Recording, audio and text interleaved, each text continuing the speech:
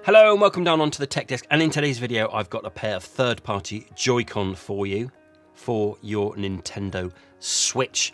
Okay, so these are the DIOKI wireless RGB controller, and the best bit about them, it has Hall effect joysticks. Okay, so this is the first set of Joy-Con that I've used that has Hall effect, so I'm going to be talking about. So we're going to talk about what you get in the box. We're going to go over all the buttons and how they feel. I'm going to do a dead zone test later as well, and I'm also going to tell you my thoughts on them because these are fantastic. However, there's just a couple of things that you need to note before you go and purchase these, and I will leave links down below of where you can get hold of these if these do take your fancy. So I've looked at several Joy-Con alternative on the channel, and I'm an absolute sucker for this size, for these big ones. Okay, so take this off. So compared to the regular Joy-Con, look, it's almost twice as wide. It's absolutely enormous. I just find these far more comfortable than these. I don't find these particularly uncomfortable. I just much prefer these for my adult hands when they're sitting in there. I'm talking about. So I will talk about comfort a little bit in a little bit more detail. But let's start off with the box. So pretty uninspiring box really, but who cares? It's what's inside that counts. So DIOKI wireless RGB controller, Hall effect, picture it on the front, fantastic. Spinning it over. All about it on there, a few bits of information which I'll talk about, and then a bit more about it there. Wireless mode, install on the frame and onto the console as you'd expect, and then a little bit more about it. So we have 6-axis gyro, dual vibration, wireless, lighter mode, mapping and turbo. So inside the box you get yourself an instruction manual, which is quite handy because with all of these there's kind of different buttons you have to press to do certain functions, so get that read. And then also you get yourself a centerpiece, which I'll talk about in a second, and a USB Type-C. It's pretty generic, pretty thin, yeah, whatever. I have one plugged in over there, so I never use these ones that come in the box, but yeah, you get a USB Type-C cable. And let's quickly talk about this. So this is the centerpiece for the Joy-Con, so you can use it off of the Switch as we've talked about, and all you're going to do is you're going to slide them on there like that, and you've got yourself kind of like a Pro controller. This will not charge these two, okay? You need to buy yourself a separate middle piece which can charge. Okay, you can buy them off Amazon pretty cheap. I'd say around about £10 or so. One day you just plug it into there and it would charge these two. I'll talk about charging when we go over the buttons and stuff. So the first thing I want to do is probably the most important thing regarding Joy-Con. Can it wake up the Switch? Okay, hold down the home button. Yeah, it does. Okay, let's now pop it off. Okay, so now it is off the Switch, and then let's turn it off. Double check that. Yeah, perfect. Okay, so it does wake up the Switch whether it's on and off the Switch. You don't need to be going pressing the power button for that, you just put these. Okay, so let's run over the buttons then. So it's an asymmetrical design, as you'd expect with most Nintendo products. And we have the thumbstick there, D-pad, T, face button minus. On the top we have L and ZL, which I will talk about in detail in a bit. The release catch, then we have an M button and a vibration adjust button, and then we have the paddle, ML. And then on the bottom we have the USB Type-C and charging port, and if I flip it over there you have the SL and SR and the sync button.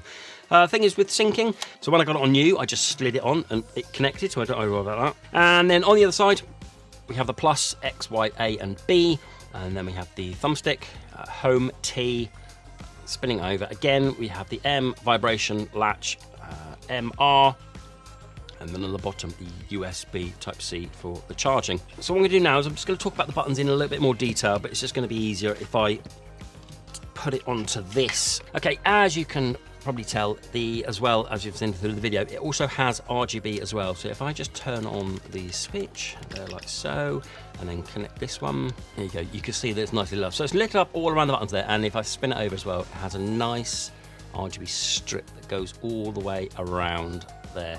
I'll talk about the functions later because you can adjust these. It just makes it nicer when I'm highlighting the points here. So the thumbstick itself is Hall effect, as we've said, hasn't really missed a beat. I really enjoyed using it. If I'm honest, if you put this next to some Joy-Con that didn't have it, I don't know if I'd be able to tell the difference, but obviously the difference is the boffins at HQ are telling me that this will never suffer from stick drift. Only time will tell, but the signs are positive. Anyway, so minus, T and screenshot. Yeah, brilliant, nice and clicky as you'd expect. And the D-pad here, that is very clicky, okay? So it's almost like a mechanical feel to it.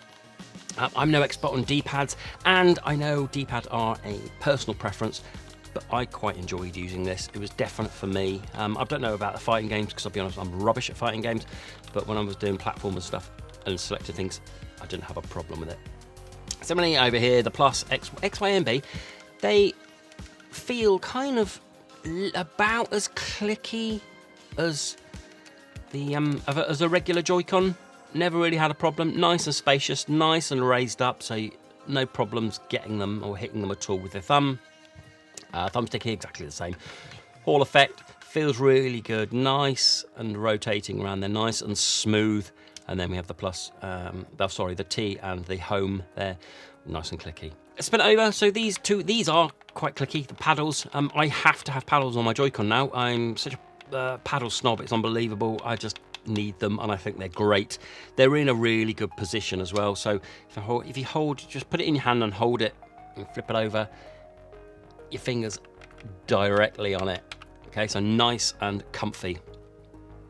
And then the M and the vibrate button, which I'll talk about in the functions in a bit, they're already flat, so you can't press them accidentally because you're not going to be pressing them all the time. Okay, moving on to the triggers. Here's where I have a bit of an issue with these. They're I say a bit, they're very spongy.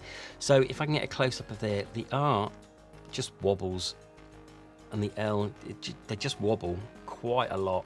And when pressing it, there's no feedback. It's literally like you're pressing it down. Okay, so it's down and up, down. There's no feedback at all until you hit the bottom. Let me pin these off because I'm going to talk about ZR and ZL now. Okay, so now we can tell when we're going to press the trigger because it will make a noise. Now, there's a lot of pre-travel. There we go. So we've got about 2 millimeters of pre-travel, and then it hits down the bottom. It's kind of low post-travel. There's a little bit of feedback to it, but not much. If I had to have one complaint about these Joy-Con, it's the triggers. They're not great. They're very, very. It's like pressing down on a bag of sand. If I'm honest, they're not. Then there's no kind of feedback. With these, you get a nice click, and with other third-party Joy-Con as well, you do get yourself a nice click. With these, it's very, very spongy. This might be my model, but I'm not quite sure from the fact that both of them have it. So, not the best triggers, if I'm honest. If that doesn't matter, if that doesn't put you off, don't worry about it. But for me, no, I really didn't enjoy using the triggers at all, which is such a shame. Okay, so let's talk about some of the functions then. As we've talked about briefly, there was the RGB. So let's get it on here. So the RGB lights up all around there, and as we've said on the side, and there are independent, so you can change these to be a different color to these. You just need to be kind of like pressing T and this button here, which you can change. You can change the color there independently of these. So you need to change this one to match this one if that's what you want. Click that, and then you go through all the different colors. So you've got a red, kind of yellow, green, purple, an orange, white, and then back to blue. And there's also a breathing mode with all the colours as well. Fantastic. And as long as you'll stay with power, so as long as these have power, they will come back onto this colour as well. But if you leave it for a long time, I know that it does go off. Charging as well. Let's charge. So let's poke this in, start charging my Switch. And then if you go into the controllers, you'll see that they are both charging like so. If I pop this one off, comes down there, it's stopped charging, obviously, and these two are charging. So let's pull that out and plug that into that one. And you'll see that it starts charging there, and obviously those aren't charging. That one's not charging because that has got the full power.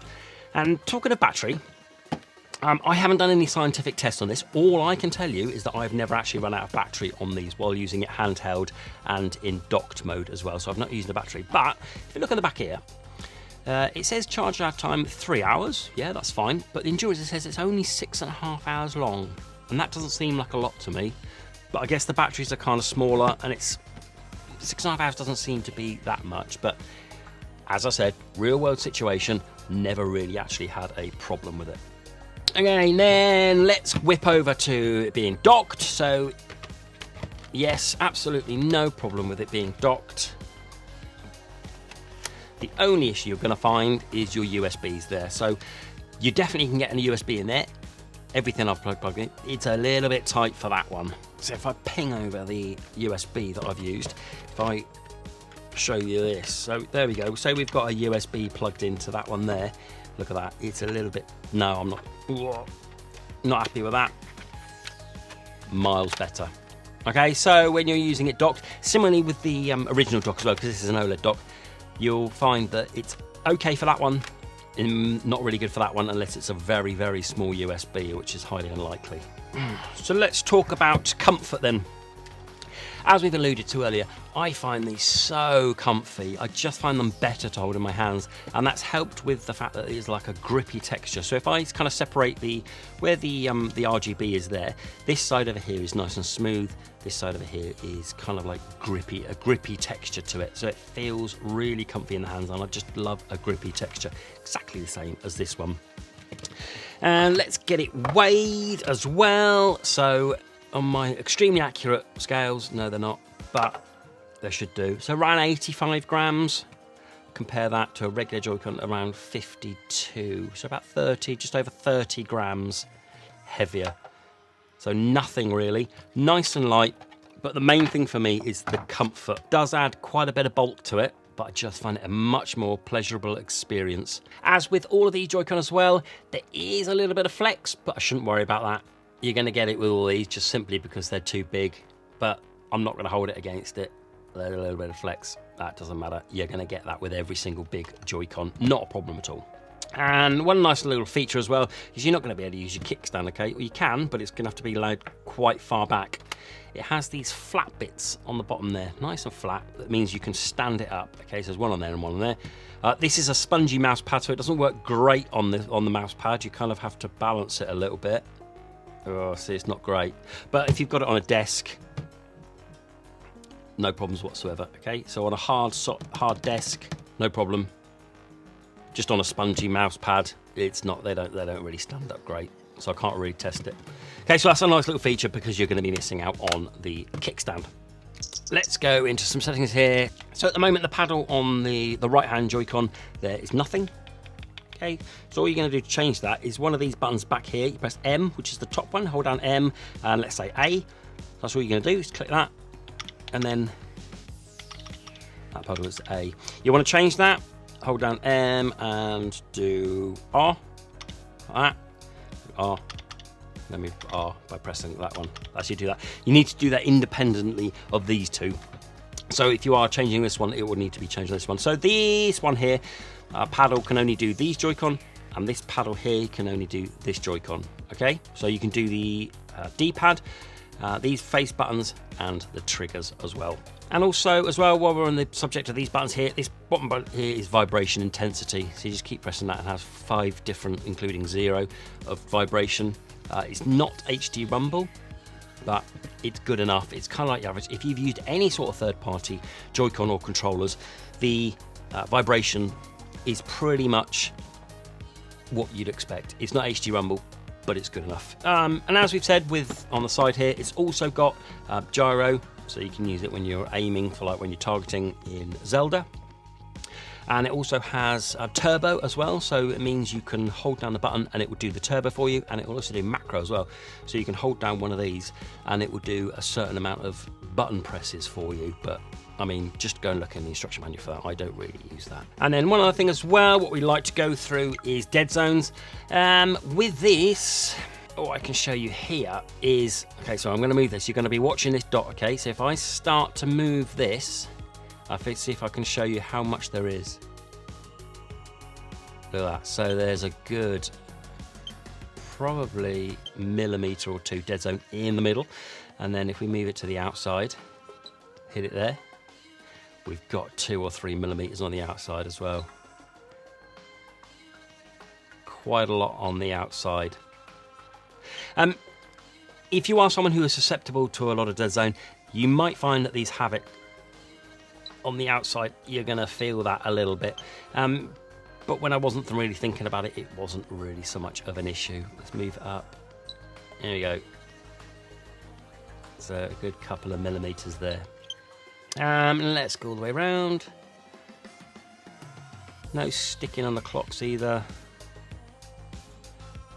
That's good.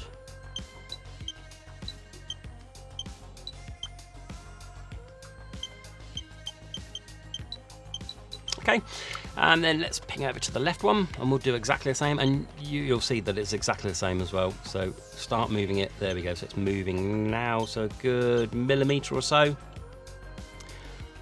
We're at the end, and then again. I can move it all like that without the dot moving. Okay, so you're going to be a couple of millimetres either side. Again, no clock, nice and smooth, very accurate, and of course no drift, which we will expect. So using day to day, then really enjoy it. Really enjoy it. Nice and comfy. Comfort is at the top of my list. Comfort and these paddles are way up there. However, I just don't like these, which is a real shame because it's nice and it looks quite cool with the RGB as well. Okay, so I hope I've gone through everything. I'm going through everything you need to know. Do let me know if there's anything else you do need to know. Let me know down in the comments below and I'll try and answer it for you. Okay, that was my look at this then. The DIOKI wireless RGB controller with Hall effect joysticks. I hope you like it. Please do like, please do subscribe to the next video. Bye-bye.